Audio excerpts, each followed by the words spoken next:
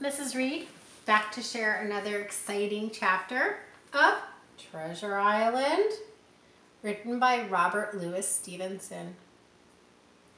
Today we're reading chapter 9. If you remember from chapter 8, Jim Hawkins boarded the Hispaniola and he cut the anchor and the boat kind of swirled around and ended up from the north part of the island all the way down to the south part of the island. I'm going to take a minute to show you the map. So the boat was here and he cut the anchor and he thought he would just beach it right there, meaning run it aground so that the pirates couldn't get away.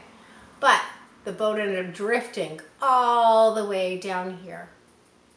So Jim got on board the Hispaniola and he took over the boat. And he had a little bit of a confrontation with Mr. Hands, and he got stuck in the shoulder, and Mr. Hands ended up dying. He fell into the water. So, let's move on to chapter 9 and find out what happens next. Get ready to be a listener. Chapter 9, Captain Silver. That's a new person. I don't know what that is. My shoulder was cut from Mr. Hands' knife. But the wound was not that bad, and I knew that I'd be all right.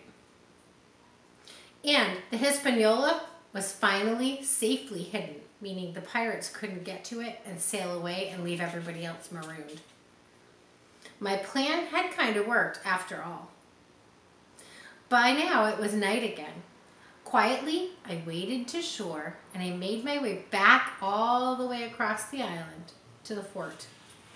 Without making a sound, I climbed over the wall and I crawled back into the little log building. I could hear my friends snoring nearby. Just as I was lying down, I hit something with my foot. It was a man's leg.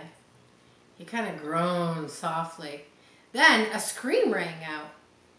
"Pieces of meat! Pieces of meat!" I would have known that voice anywhere. It was Long John Silver's green parrot. It was too late to run away. The pirates had taken over the fort, and two of them tackled me and held on tight.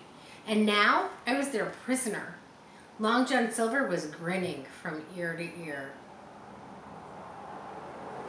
"So here's Jim Hawkins," he said. "Dropping in for a visit?" "Where are my friends?" I demanded.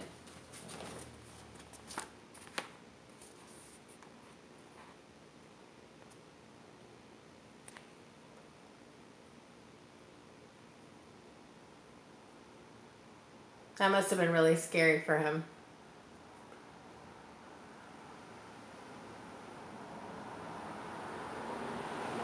All of a sudden, he was expecting his friends, and now there's a whole lot of pirates. "Gone," said Long John. He explained that the squire and the others had made a truce with him. Meaning, remember, truce is like the white flag. It's like peace. A deal. They had left their supplies to the pirates and gone off into the woods. I was glad to hear that my friends were still alive, but why would they give up their fort? Have they gone mad? Long John told me I might as well side with the pirates now. The squire and the doctor already thought I had run away. But I could see that things weren't going well for Long John either.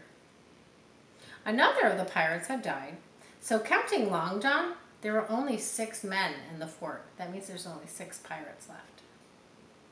Now some of them had also come down with fevers. That means they're sick. On top of all their other troubles, the pirates thought that Israel Hands had taken the ship and left them marooned. So they don't know that Israel Hand had died when he and Jim got into a little battle. And they thought that he took the ship and left them all on the island. So they kind of think they're stranded. So they're a little bit extra desperate. Soon the pirates started to talk among themselves. "All of this is the boy's fault," one of them said. "He's the one who took Billy Bones' map. To get revenge, the pirates were going to kill me. I knew that I had to talk fast to save my life. I was was the one who found out about your plan to take over the ship, I said bravely. And I'm the one who took the Hispaniola. So kill me if you want, but it won't do you any good. And if you let me live, I'll speak up for you after we're rescued. And I'll see to it that you don't hang. The pirates didn't pay any attention. They were going to kill me anyway. But Long John took my side. You kill him and you'll have to kill me too, he told his crew. The other pirates thought this might not be a bad idea. They were sick of taking orders from Long John. As soon as they were gone, Long John started to bargain with me. I'll save my life and yours too, he said, but you must do the same thing for me. After we're caught, you tell your friends that I stood up for you. And whatever happens, make sure that they don't hang me. I promised to do just that. Soon the crew returned. One of the men stepped forward. He handed Long John a piece of paper. And it was a black spot. They had decided to kill him and me too. But Long John didn't seem afraid. I'm still the captain here, he said. You say I made a hash of this cruise? A hash is like a mess, like they botched it. You say I made a hash of this cruise? Why, it's you lads who sank our plan. Long John reminded the pirates that they were the ones who had been too greedy to wait until the treasure was dug up. He told them that they would never get along without him. Besides, he said, things weren't so bad after all. He told them the Hispaniola was safely hidden nearby. Jim here is our last hope, he added. They could use me as a hostage. A hostage is like a captive. It's not a great situation, but at least maybe he won't be killed. Long John was smart. The pirates weren't used to thinking for themselves. They were starting to change their minds about killing him. Then he reached inside his dirty shirt and he pulled out a piece of paper and he threw it on the floor. I made a good bargain with the doctor, he told them. Look what he gave me.